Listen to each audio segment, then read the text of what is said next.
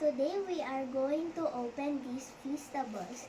It came from Mr. Beast and where I saw it was from Robinson's Grocery. So today I just want to share to you that I am opening these kind of chocolates. So let's try.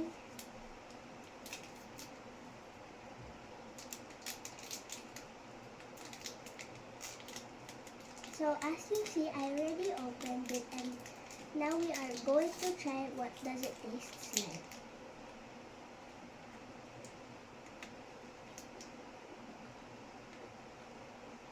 It tastes good and